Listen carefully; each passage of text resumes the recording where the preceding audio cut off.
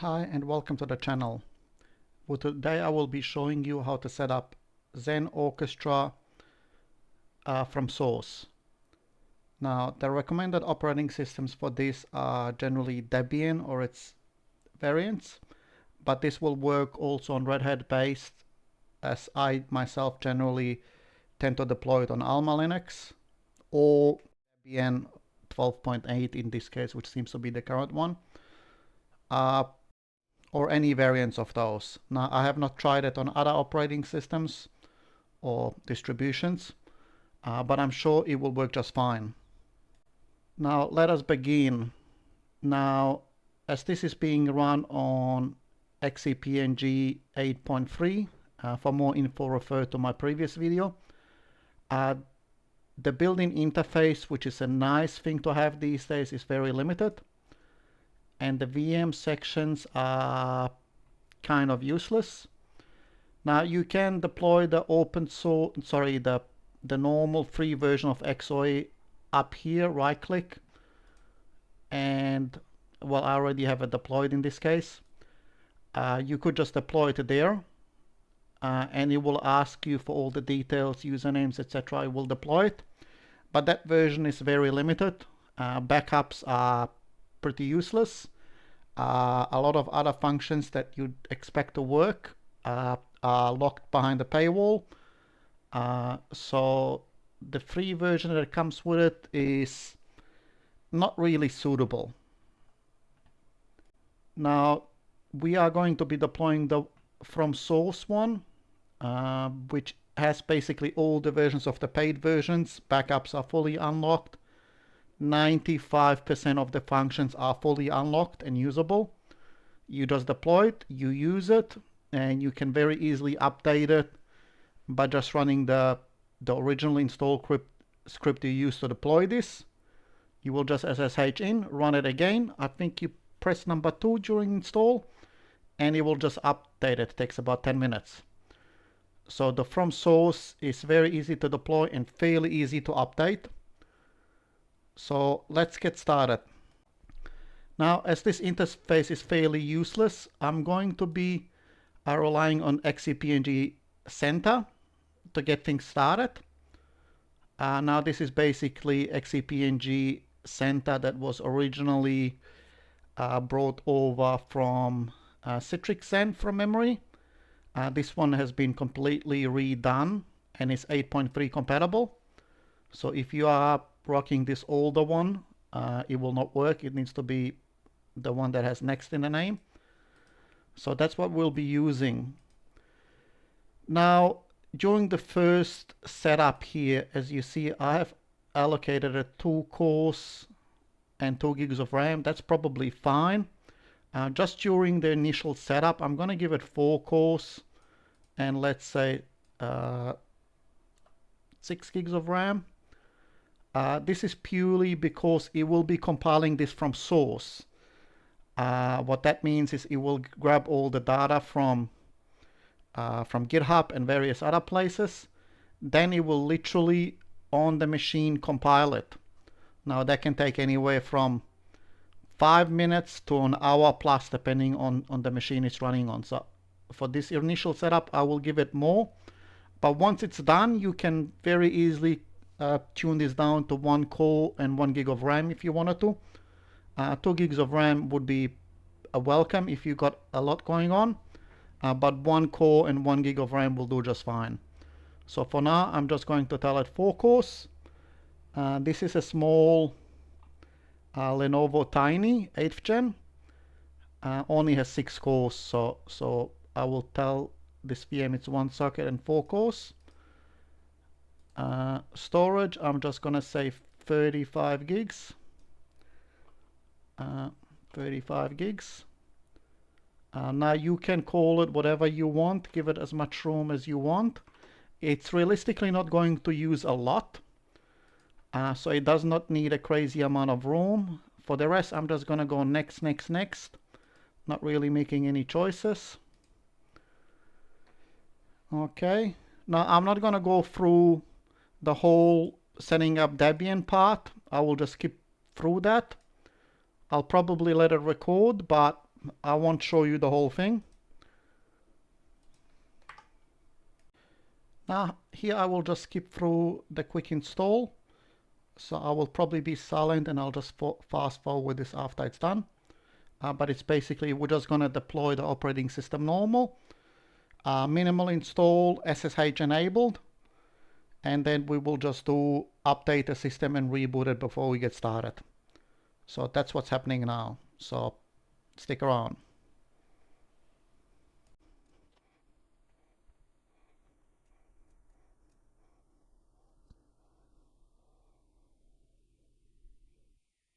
This is a very boring part, so this will be probably certain times. Now at this part it might be good to give the VM the correct name, whatever you will call it. Now I will generally call it whatever I called it in XCP-NG. Now that's just what it is, the distribution, and then its purpose or something else. How you name it is completely up to you. I will just leave the main blank. Now root, again, set it up whatever you feel like. If it's not exposed to the internet, it's not important, whatever you're comfortable with.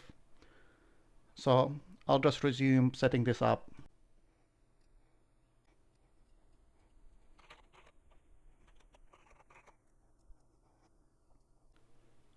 Now for this part it might be advisable to just use the entire disk. You don't really want to complicate it by splitting things off, since the purpose of this VM is just to manage things. So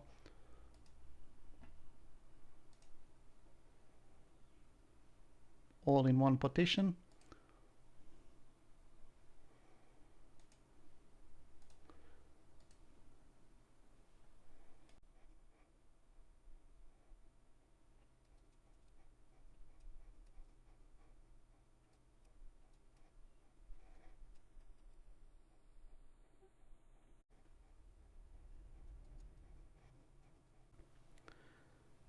This part is up to you if you want Debian to collect information on the packages you use.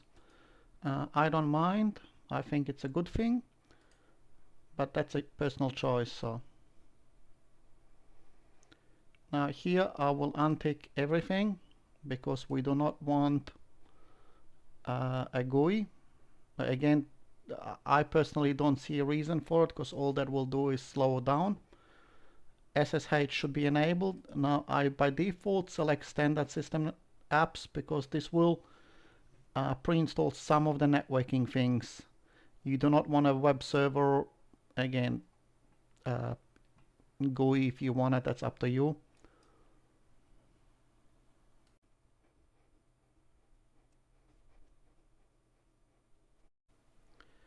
Now in case you're not aware, one Xen Orchestra application, XOA or Xen Orchestra, does not it can run it can connect to multiple XCP-NG hosts. I don't know what the hard limit is, but it can connect to a lot of them, a huge amount of them. The other thing is it does not actually need to run on XCP-NG. If you are running this in a home lab, you could possibly run this inside your Synology or some other networking appliance you got, TrueNAS or whatever you've got hanging around. So this does not even need to be on for most of the things. The only time you need this on if you truly wanted to utilize the extra functions, which is notifications, logging, backups, obviously the big one, and things like that. So what we're gonna do here is figure out what the networking address is and then SSH in. So this didn't get one, but I'll figure it out. Give me a second. Alright, I just checked. So the IP address is 251. So if you're using Windows 10 or 11 Pro, SSH might already be installed. I generally tend to use the built-in command prompt for a lot of these things. So in here I just did SSH DM at and then the IP address. You could find this in your DHCP in the router, and I'm sure you know a million ways to figure out what the IP address is of that, like doing a network scan. So I'm just SSHing in, yes. Okay. Now the first thing we want to do is to update, and we also want to install the VM tools. Now the VM tools are not installed by default, and since it's Debian, SSH to root directly is disabled, so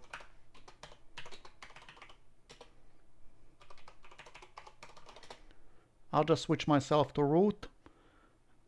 You can run everything under your own account if needed. I prefer to just run everything under root. In production, if you intend to use this in production, again, Xen Orchestra from source is not meant for production, but that's your personal choice.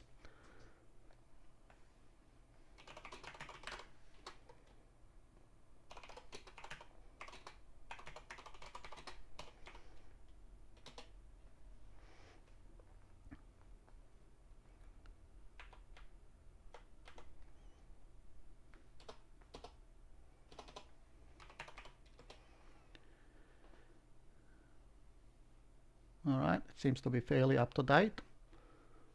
So what we're going to do is, let's see if we can just do this on Debian. Nope. So what I'm gonna do here is attach the guest OS.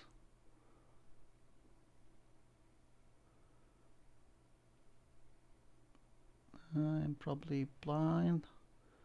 No, I do have this that I just made the other day myself. That'll probably do. By default, the guest OS is there already, and I'm pretty sure it's in there. Except I'm very likely just blind. So let's do that. Yeah, I know you can copy paste all three of them. I'm just used to doing one at a time because sometimes formatting does not work out correctly. Now technically you don't need to do this next part, but this part here I do because a lot of the times, depending what distribution you choose to run it on, if you don't do this, it will not automatically start the guest tools. What did that?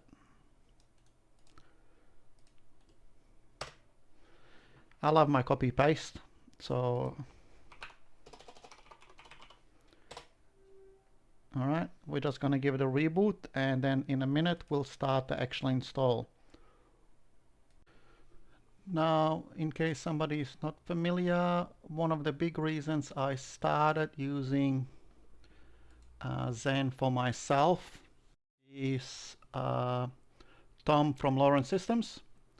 Now, this is his video. It's obviously a fair few years old, but it's still very relevant, and we'll be referring to his guide that is these days a little bit tricky to find, as he has removed it from the bottom of his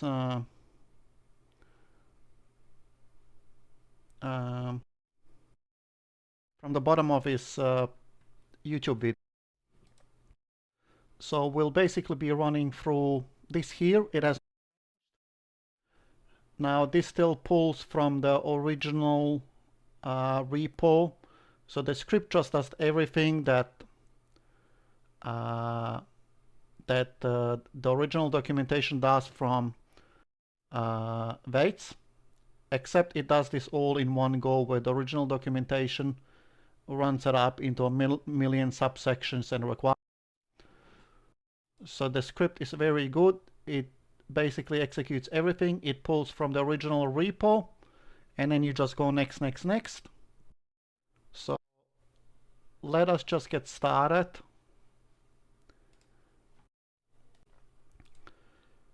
Now to get started we might need to see what we need. So yeah, we'll need Git because that's not installed by default.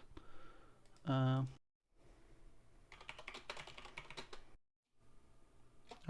what we probably want to do,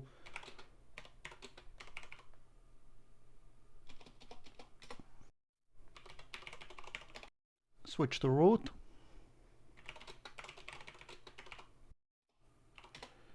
That's my lovely keyboard making noise. All right, that's probably the only prerequisites we got there. The rest is going to be fairly straightforward. We're just going to copy that, git clone.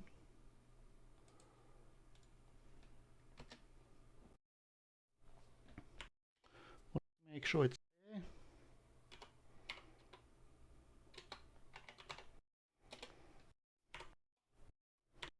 We're just gonna go in the subdirectory, make sure that everything's there. So one thing we're gonna do is rename this. So there's a command right here. Sorry, we're gonna make a copy. Okay. Oh, I feel that's wrong. Bad copy paste job, probably.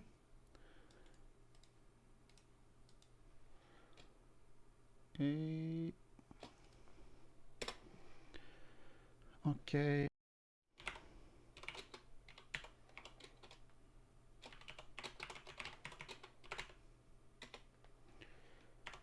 I'm used to using Vim. You can use whatever is in this guide as well.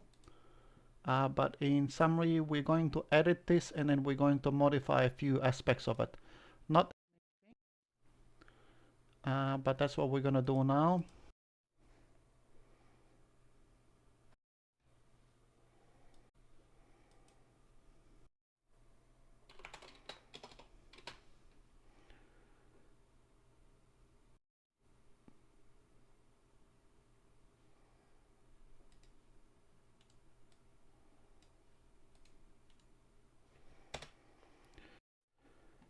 Okay, now here's the file.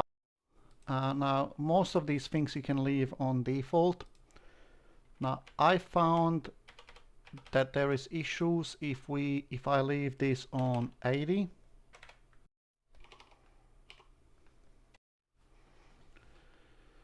So I will make that 443. Everything else we're gonna leave as is.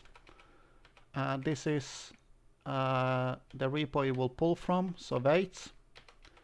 We wanna do master branch. Plugins, we're going to say all, auto update true. OS check, yep. Now I think the OS check you just leave on by default, unless you're running it on an unusual. Now here, so what this does is doing a manual update, or which is in this case a standard update. If it fails, you can actually run it again and roll it back. I usually tend to make this a larger number, like let's say 15 versions, just because that way I have the ability to go back.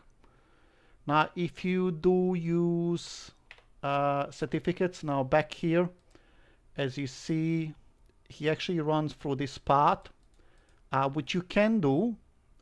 You would basically just remove the RAM command here. This is what I originally have done for all my VMs. But recently, since I use this internally only, I'm not gonna bother with it. But you do have that option here if you wanted to do that, or you can also just do this auto cert, enable it, and then this you would enable and give it all the details, etc., and it would basically run I can't remember what it's called. Let's encrypt, and it will generate a certificate. Now keep in mind that to function correctly, you have to expose this externally, or you would have to expose this externally every 3 months to get a certificate. So my solution is generally to just internally run it through a proxy and get a proxy to do the certificates for me. So I'm not gonna go through how you do this. You would basically ram this out. Either leave this as is or as it says in the guide. I usually do this, that way I know where the certificates are. I will actually nominate these file paths, so you would actually go and create, I think, the SSL folder and the XO folder. And you will go in here and run this to generate the certificates. And it will make them and it will put them there. Okay, now this will be the default username password. Now let's see, let's just keep going down. What else we might want to edit? I think that's probably everything that we want to edit. So preserve 15 versions. You do an update every month. Let's say you do, and you probably won't because nobody does them that frequently. But right now in this year, so today is the 2nd of Jan 2025, updates are very frequent and new features are getting added all the time. So it's not a bad idea to do all the update, especially since they are making more things compatible with 8.3. If you own the latest 8.3 XCP-NG release. So all of this will leave the same. As I said, I say 443, or you can make this whatever, 19.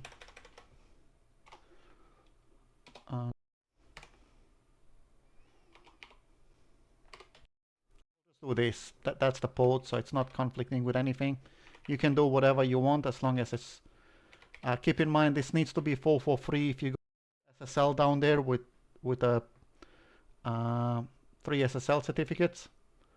It doesn't bother us, so we'll just go and write. Okay. Now the next part will basically be just to run the script, which is very boring. And I guess Tom just assumed you needed to do, but that's okay. So we're just gonna go and run the script like this. Make this larger. Okay. Now, if you are going to be running this later, all you do is SSH in that same folder, run the same script again, and then you will press number 2. For some reason something is broken, you press number 3 and roll it back to the previous one. As you remember, we set it to 15. So as you see, when we ran it, it detected everything. It's telling us the port. We're not going to use HTTPS. If you want master branch, everything else is true. Okay. There were a few other options. You can probably look into what they do that you might want to edit. But this one from memory is good to leave on by default. So here we have one.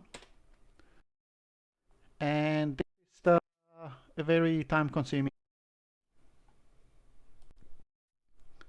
We're just gonna let it build now, and I will come back. I'll go drink something, and I'll be back in 10 minutes or 15 minutes. It should be done.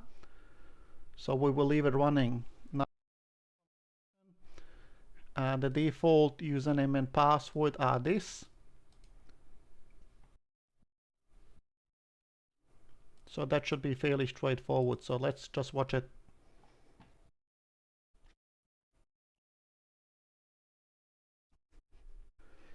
If you are a Docker person, okay, this thing you can find in Docker form completed by the same person that actually runs this. The same person also has a Docker setup. Okay, so if you wanted to run from Docker or pre-compiled and completed, you can just do the same route from Docker and just leave it running in Docker. So you could run this in your, as I said, Synology or anything else you want to run it on. Anything that you want to run in the corner, that's capable of doing Docker, and as you see, this updates fairly frequently. That is the same for this. You could run this script probably weekly and get updates.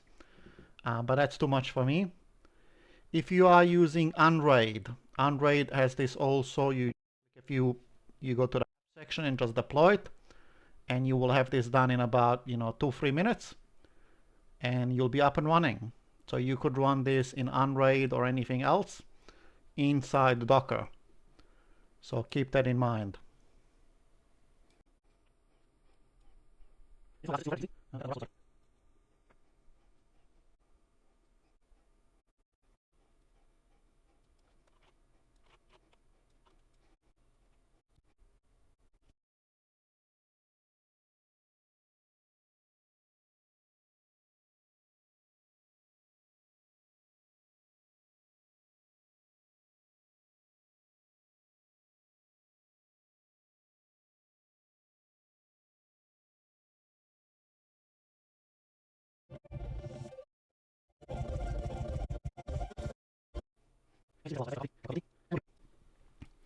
All right, I'm not sure when it actually finished. I had it scrolled up here for some reason, and it finished. Could be 5 minutes ago, could be an hour ago. I was just doing other things, but again, let's get started.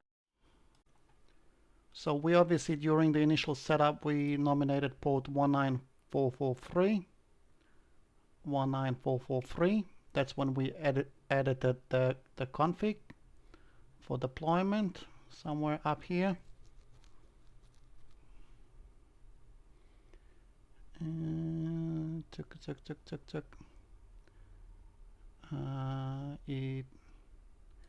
It doesn't really matter. So we modified that config there. We told it it's 19443. We did deploy this on Debian 12. It's 12.8 from memory with 15 versions and all the default stuff basically on. Alright, so in order to get started, we're going to go to the IP address of this server on port 19443. So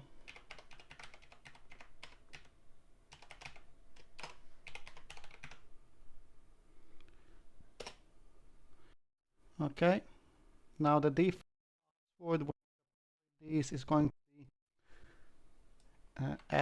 at admin dot, and then the password is admin. Okay, sign in. Now I'm not going to connect the server up yet. Let's just go first, and again, this is the first thing you should be doing, is getting rid of this local account. It's secure. If you're using it temporarily, you never know.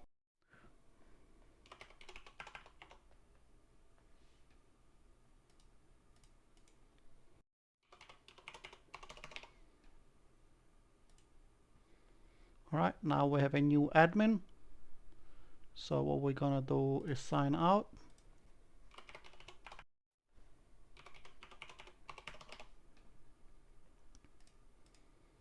Okay, then we're gonna just nuke this account out of existence. Alright. Now, since we're in Xen Orchestra, the first thing you'll see is add server, which you can do here as well. So click there or click here, add server. Now in here, what you want to do is type in the server name. You can give it a label, whatever you want. CP lab. But you can do IP address as well. The default username is root. That is for Xen core. It's root. The password will be whatever you set it when you deployed XCP-NG. Now, because we're not using any custom SSLs on XCP-NG, we're just going to tell it to allow unauthorized certificates. It's going to use the self-signed and just hit connect. This being green means it worked. it's connected. Now if we go to VMs, the default view is going to be running, but we can just clear this and it will show us all of them. So the one application that we got currently on here is obviously Xen Orchestra. It's running in here. These are the statistics. It's got a management utility installed. You can see stats for the last 2 hours. So that must be when it was running, and then it probably stopped installing Xen, and then for a while it did nothing till I figured out that I had to scroll down. As you see, usage is 4 gigs, but I'll show you in a second that that is not really required. So I'm gonna just shut this down.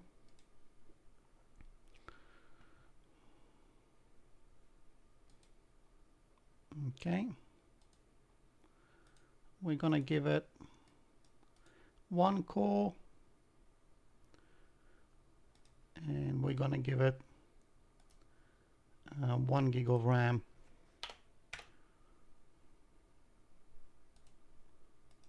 Okay, and we're just gonna, now you can't really give it, modify the settings in here correctly, because this is very limited. You can turn it on and off. And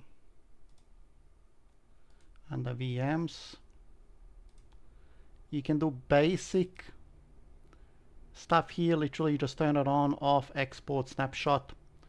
That's about it. So for most things, if you want to be able to use it correctly, and while this is down, you will want the XCP-NG Center next.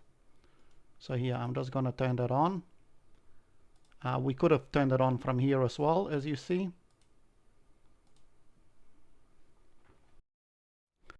There it is, that's just booting. We are on 1 core and 1 gig of RAM. And you'll see when we refresh, it must still be loading. Yep, so we are on 1 gig of RAM and 1 core. And if we look at stats, that's us freaking it out, because obviously it no longer has 6 gigs of RAM. It will work fine on 1 core. As you see, CPU usage with 1 core is nothing, and 1 gig of RAM is sufficient. 2 would be, depending what you're gonna be. So basically installed XCP-NG from source. Now I'm just gonna go and do a quick overview of XCP-NG. Now under the Home tab is probably where you'll spend most of your time. That's the different filters you can apply. So the preferred thing is to actually put tags on all the VMs. So down here, if you select it, you can give it a tag.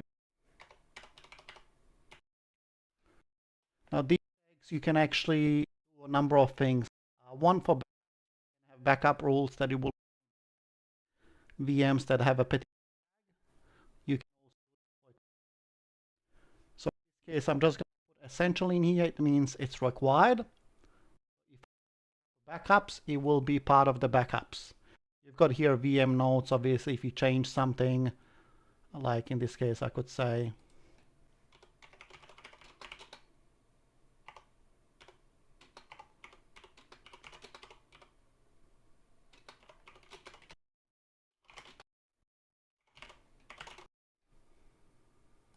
obviously, if you spell your notes correctly, I think that's fine. The main purpose of this, if you had multiple people interacting with it, and they'll be able to see anything that got done to it. Statistics, now this will only work if you did reinstall the guest agent. Otherwise, this will be failure. I think CPU might still work, but RAM and these other ones are a little.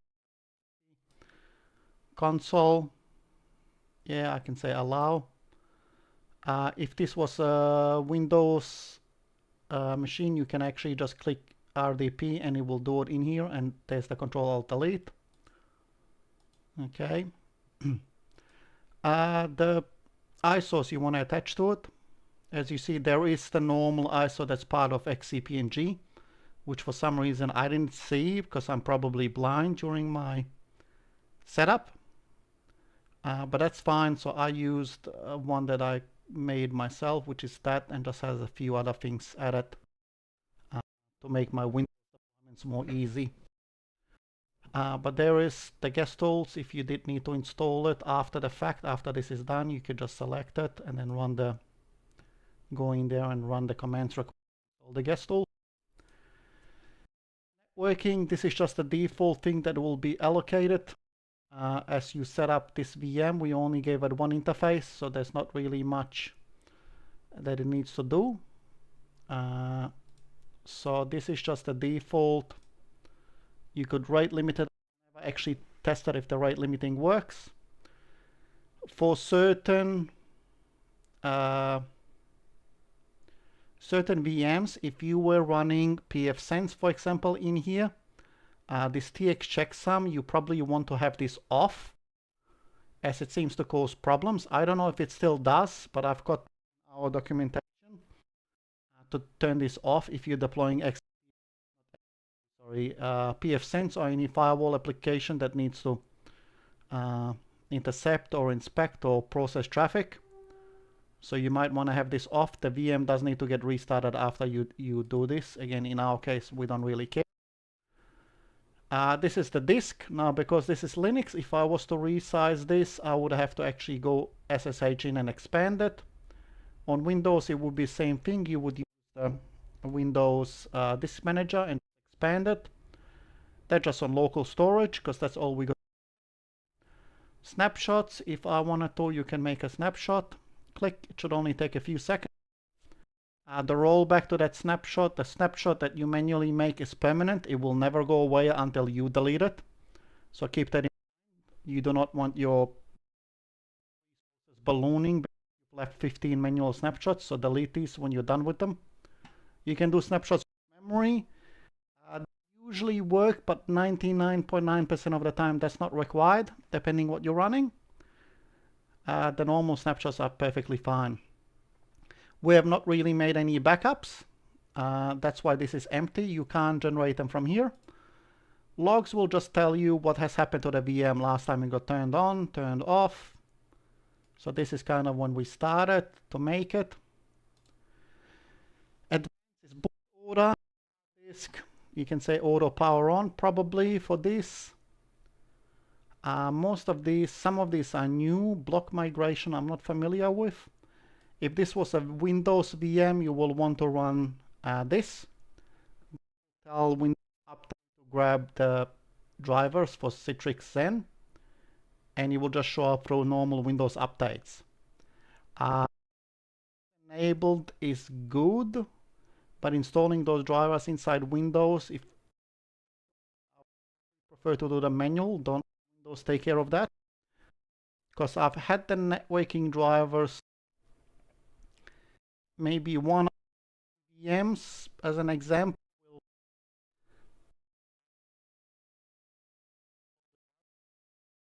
goes down, and then you just reboot the VM and it's fine. No idea why.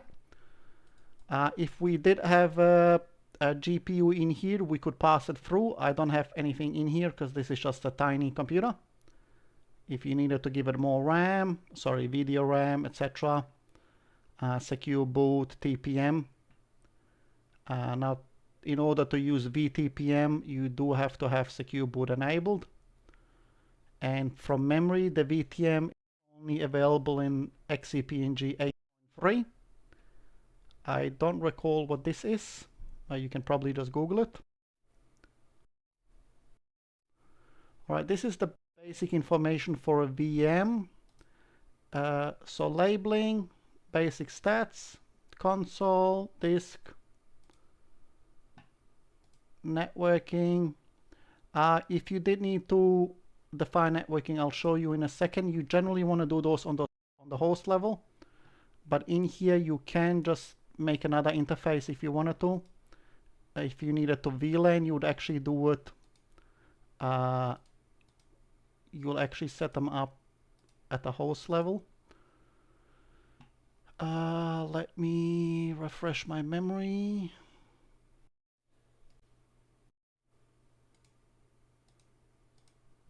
Okay, sorry, we set it up at the pool level. We're just a single machine. This only has one networking interface. I'll say I don't have a VLAN 10. You can call it whatever you want. 10. Okay. Now have an interface on VLAN 10. We could obviously just do this one as well. Sorry, we could deploy it in here, but as you see, we don't have the VLAN options. You do those options under the pool, not host. It will basically propagate to all the Xen machines that are managed by this. So we do a pool, we set it up, and here we could just add another interface that's going to be VLAN 10. If you have a defined MAC address you wanted to use, you just do that. Otherwise, we just deployed a second networking interface that's in VLAN 10. So that's done under pools, networking. Now you cannot delete this while it's in use. So in order to delete it, you would actually have to go to a VM and remove it. And I think I can't remove it because the VM, but it doesn't. Now, in order to make VMs, you could do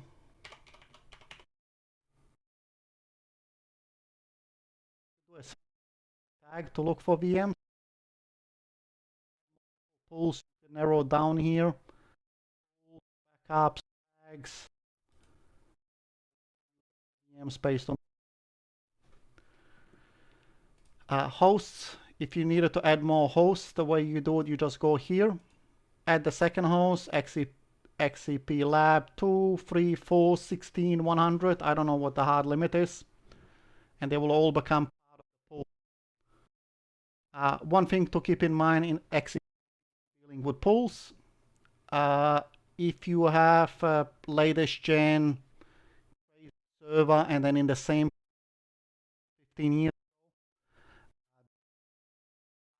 capabilities in regard to what the CPU can do will be dumbed down to the weakest link, which would be the old system. So if you got Xeon, whatever is the latest current one with all the bells and whistles, and then you've got a Xeon from 10 years ago or something else, it will dumb it down to that 10 years ago.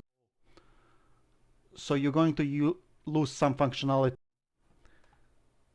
Now the reason it does that is when you're moving a VM, which you just select by selecting the VM, and you'd say migrate, and you would nothing here because this is the only thing we got running.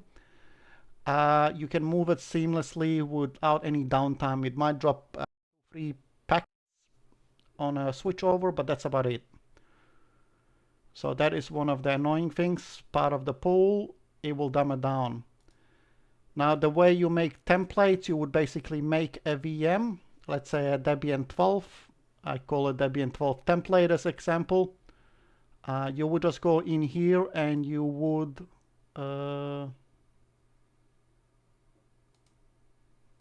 you go in the VM and there's going to be convert to template. Now I can't do it running, but once this is converted, the original VM that you use to make the template will be nuked. So it will basically convert the VM to a template, and then you just read the template. Okay. Now, in order to deploy a template, you would just say new VM. The template that you made will actually show up on the list, whatever you call it, with the base statistics. And you can modify it, and then you would just deploy it. But keep in mind, whatever the VM name it was that you gave it will be in there, so you will need to modify it after the fact. You installed will be in there, so if you needed to Git and a couple of other things in the VM before you make the template, and if you need to update at any point, spin up the template, update everything you want to update, and then just go and convert it to a template again. Easy enough, and I don't think there's a limit on templates.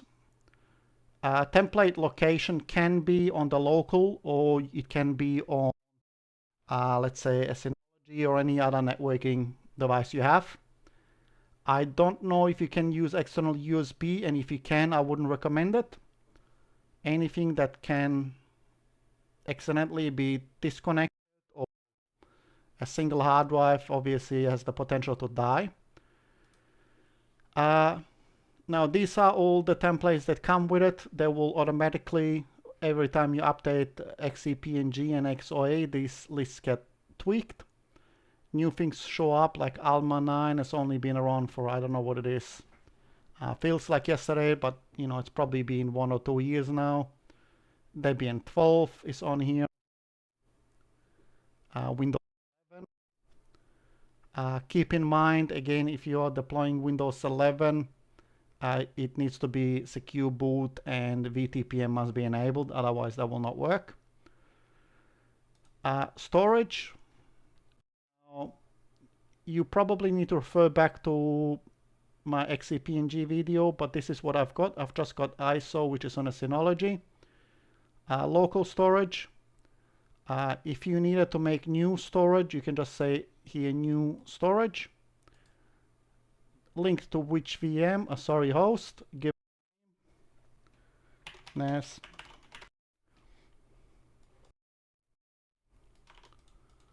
Okay, now it'll probably be NFS.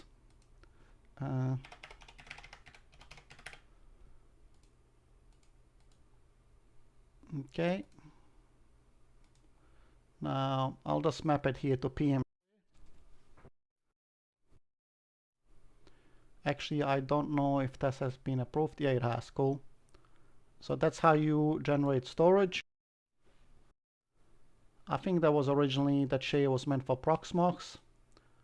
But if I wanted to, let's say this disk, I wanted to move it. It's currently local. I'm running out of local space. I can just go migrate VD. I can select NAS storage, and that will just do it in the background. And when it's done, it will just flick over. You won't even notice the drop. I mean, I'd imagine it'll be a couple packets, but that's storage for you. And now you can see the usage. Okay, now the dashboard I myself find very useless. It's not very informative. It doesn't tell you anything useful. Backups. One of the big reasons you would be running the one, because you would just say new backup. I usually would say VM backup and replication. Select test VM backup. So you want to do Delta usually. Remote. Now, because we have not configured anything for remote, we'll just do the same thing we just did a second ago.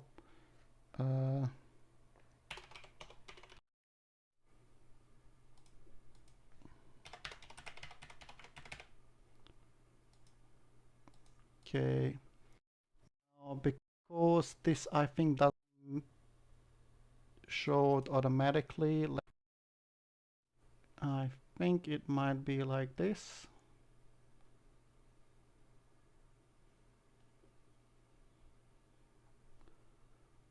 So because I'm using a Synology, you have to nominate a volume and then the share.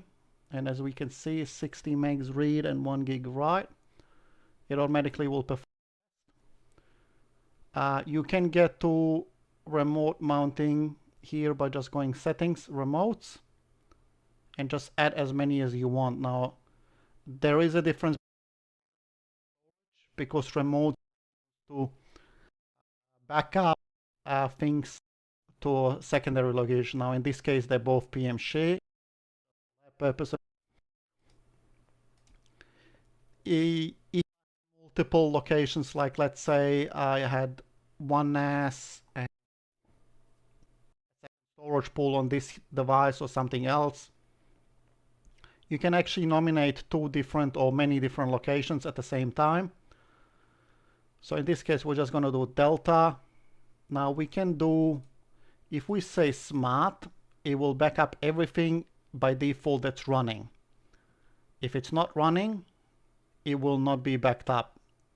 Now in this case, it seems to think that it should back up all of them. Again, I might be wrong about that smart one, maybe because there's so little, it just backs up all of them. You can do resides on or not resides, exclude, etc. Now I usually don't use smart. Sorry, I do smart, but I say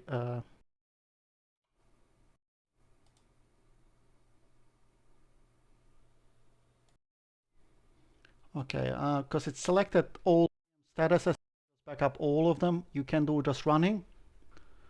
In this case, it will just back up everything that's running. You can exclude things, like if we called one of them, we just put test in there, or sample, and then we just add the tags, which are these things here. It will just exclude it. But in this case, we got one VM, schedules. If we wanted to do potential 30 daily, you can do a health check if you wanted to. What that will do is it will do a test restore. So we can say health check on a NAS if we really wanted to do that. And let's say every day. Down here it will tell you. So let's do actually and 10. So we selected every day at 0, so that's midnight, 10 minutes past midnight, and as you see, it will back up every day 10 minutes past midnight. Now this is long term. If you really needed to mess with this, for some things you have a compliance requirement that you need to keep X amount of years. This is long term, so you could say keep 7 days daily, then keep 10 weeklies or something, or whatever the number is, and then 12 monthlies, and then I don't know, 7 or 8 yearlies, because you might have a 7-year requirement for certain things. Keep in mind all of these are going to be, some of them will be partial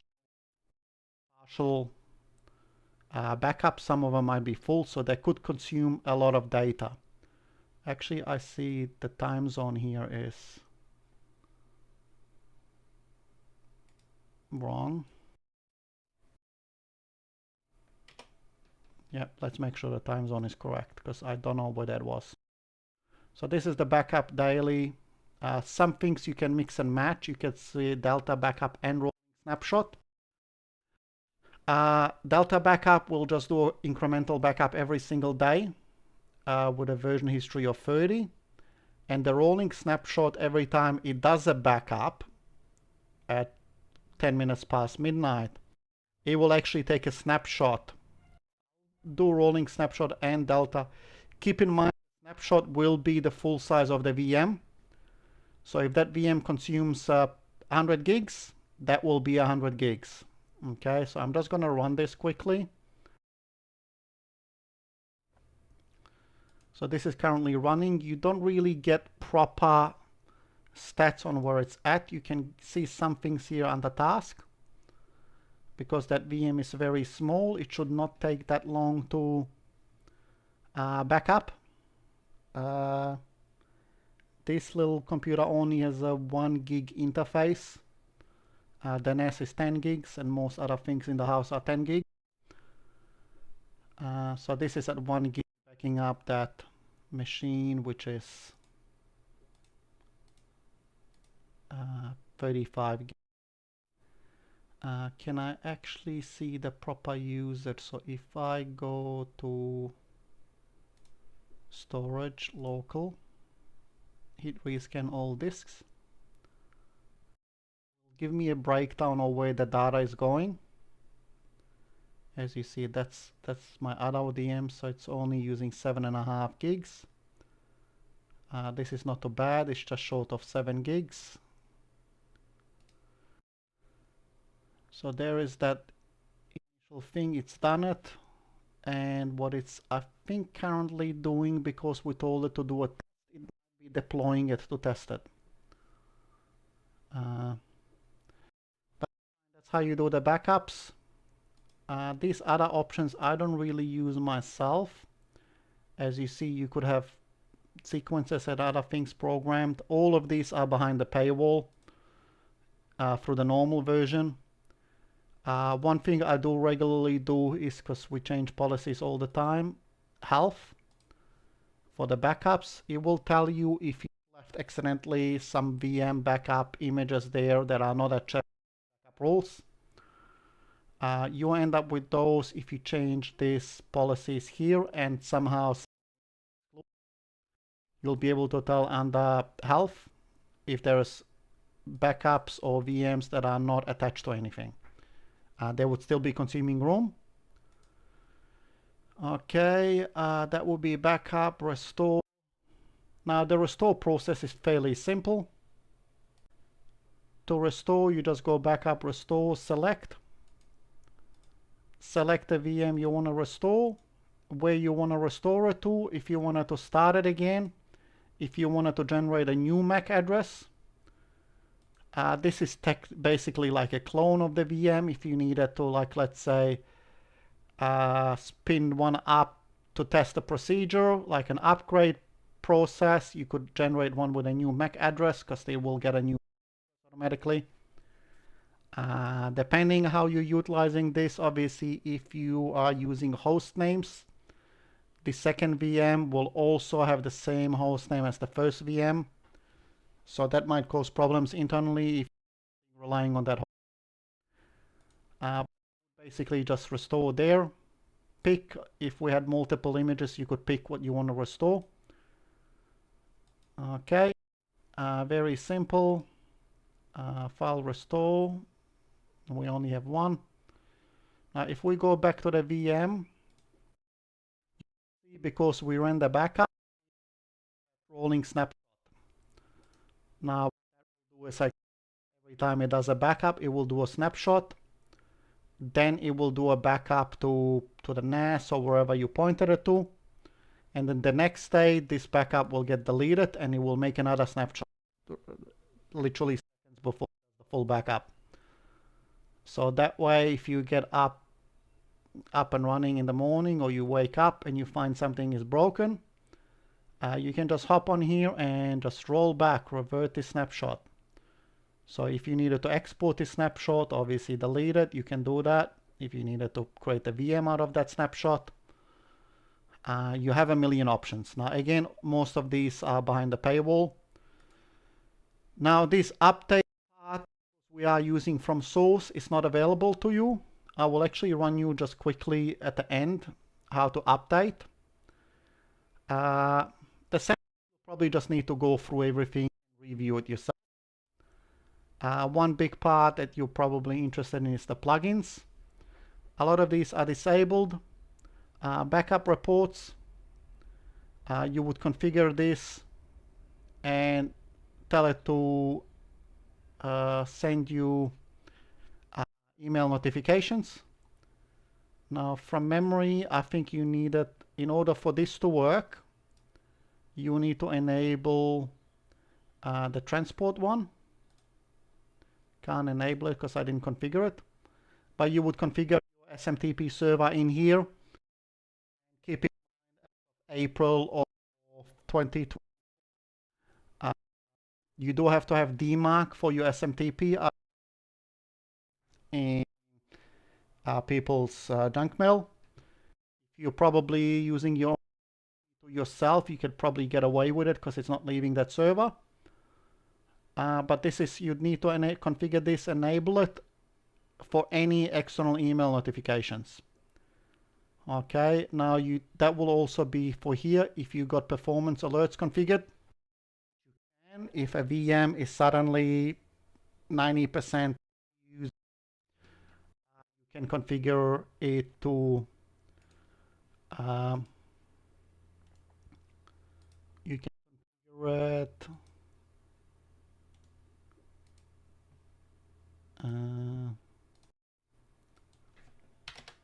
can configure it in here. That will actually make the host take care of all of these notifications as well. I don't recall, I don't have this configured, to be honest, for anything. Everything's doing all the time. So I'm not entirely sure if this will just do it automatically. This one is essential for emailing out. You also have, from memory, not Netbox, you can, I keep forgetting what it is. See, my head's currently empty. Look, you can integrate a number of things in here, and it will basically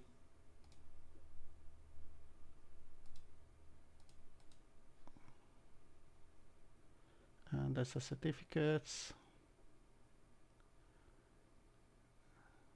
It will give you statistics on the machine.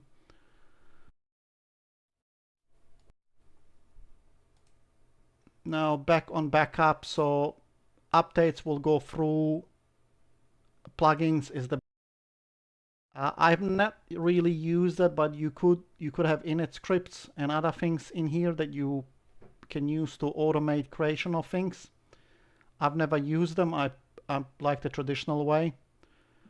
Job schedule. Now hub, one of these things that is not because we're using the from source, but all it is pre-made templates and a couple of other things that I've got pre-made. Proxy. Now we don't have any proxies, but if you run the same on a VM, let's say you have running one in your, the main thing in Office and you want a proxy somewhere else. The purpose of a proxy is to talk to the main instance and relay information. So that way you might have two sides. You don't need to funnel everything through a VM directly. Now, one of the things, the way backups work, as far as I've observed, they utilize the networking interface of this VM to run their backups. They don't go from a host directly to storage. I might be wrong. So that's where a proxy comes in. Now, as it says here, proxy is not available for the source. It's only available for the XOR. So that's one of the drawbacks, or one of the few drawbacks. Now about here, it's going to tell us if your instance is up to date, and I'll show you in a second way to update it. Now XOR store is also not available. What like Verge or where you can bundle multiple storages into one. Again, I might be wrong because I've never used it. I think that's what that is. VMs are very simple. Okay, generally these days you can just drag and drop them in here. You can upload them from in here as well. You would basically drag and drop the whole VM, or just as it says, if it's from a URL you want to put it to and dump it somewhere, that's also fine. From VMware, this is if you got a VMware instance running in your work office or home leg, you can just pull those VMs in here just by running this wizard. It'll connect and you can migrate them seamlessly. As you're aware, VMware and their pricing has gone a little out of hand, so a lot of people are looking for alternatives. All right, I think we got most of the things covered. So we did the Xen Orchestra setup, the basic audit logs. We just have audit jobs, hubs is not us, proxy is not us. Okay, now because the built-in backup does not, sorry, not backup, sorry, the built-in updates, we cannot use this interface. The way you want to run your backup, you basically just SSH back into there.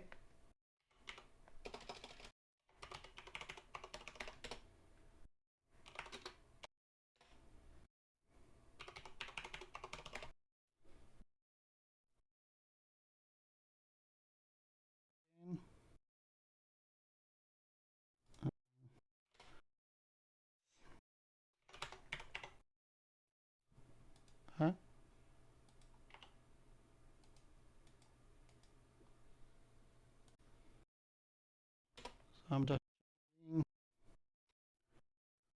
so there is the file we want to run.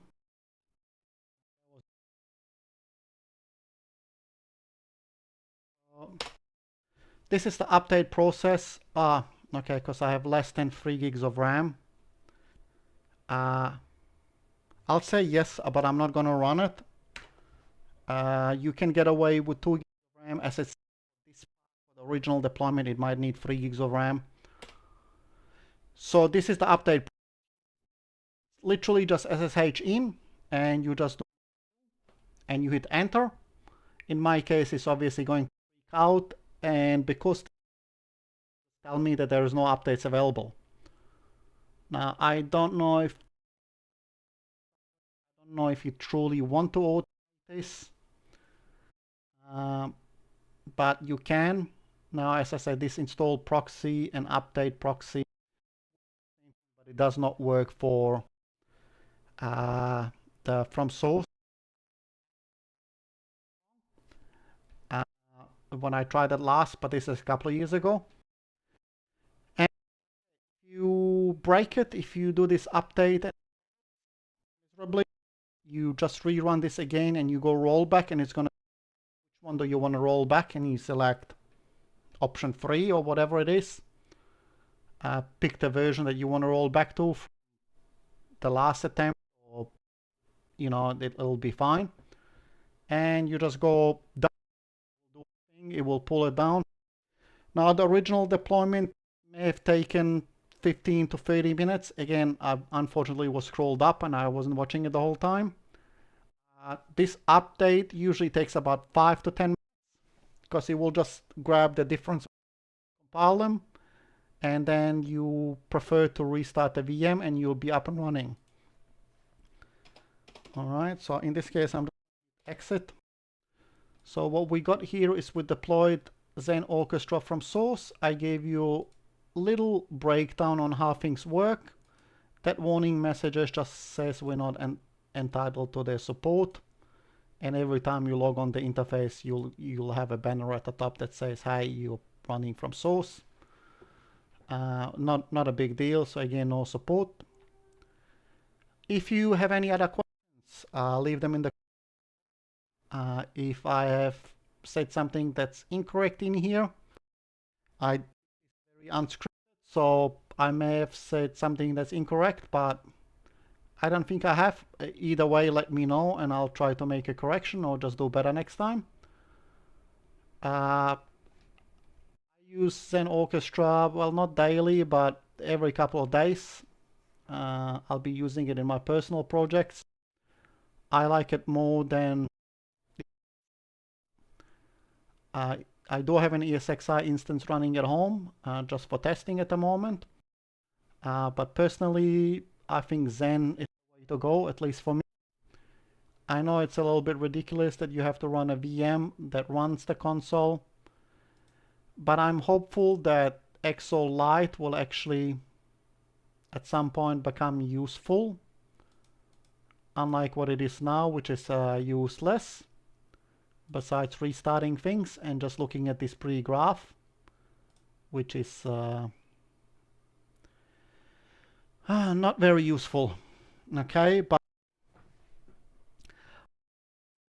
I hope you had a very good day and see you. Bye.